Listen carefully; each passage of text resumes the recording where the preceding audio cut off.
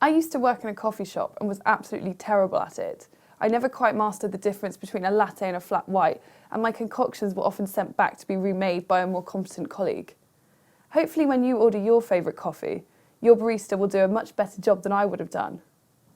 The next time you're getting your caffeine hit, have a think about who really made your coffee. Was it the barista, or the farmer who grew the coffee beans in Africa or South America? Or the company that roasted and ground them in America or Europe? What about the dairy farmer whose cows made the milk? Or the company, probably in Asia, that produced the cup in which it was served? The answer is they all did.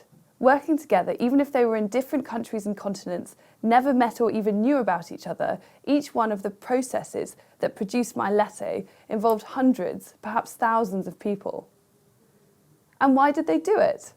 Well, however lovely the owner of my local coffee shop might be, they don't serve me to be nice, or because they think that I need my daily dose of caffeine. The owner of my local coffee shop sold me my latte because she wanted the £3 I paid her more than she wanted the coffee, and I was happy to make the exchange because I valued the coffee more than the money I paid her. In fact, that's the thing that incentivized everyone, all of those people involved in the supply process, from coffee and dairy farmer whose efforts went into making my coffee. They all benefited from the exchange. But hang on, some might say, what about the poor coffee farmer who only got a few pence from the £3 that I paid? How can any system which benefits some so proportionately more than others be considered a free or fair form of exchange? How should we decide to reward everyone who plays a part in producing things?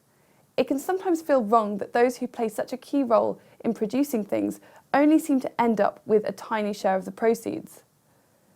But what would be a fairer way than free exchange? What if we paid people on the basis of what felt right? So 50p for the coffee farmer. Why stop there? If the coffee farmer gets 50p, why not the dairy farmer? And how about a pay rise for the barista while we're at it? If we paid people on the basis of what feels right, suddenly my cup of coffee would cost not £3 but £5 or more. Suddenly I would prefer to keep my £5 and not swap it for a coffee. I and everyone else would be worse off. Every time people have tried organising an economic system according to some kind of arbitrary assessment of what people ought to get paid, that's what happens, but on an even bigger scale.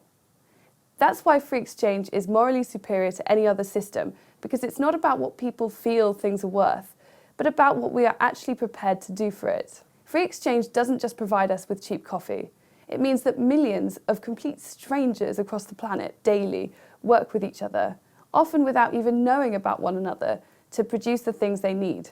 It puts pineapples on the supermarket shelves of European countries in midwinter. It has put more computing power into the pockets of ordinary people in Africa today than NASA had the year that they landed a man on the moon. Far from increasing inequality between rich and poor countries, as free exchange has spread across the world over the past few years, it has increased living standards for everyone.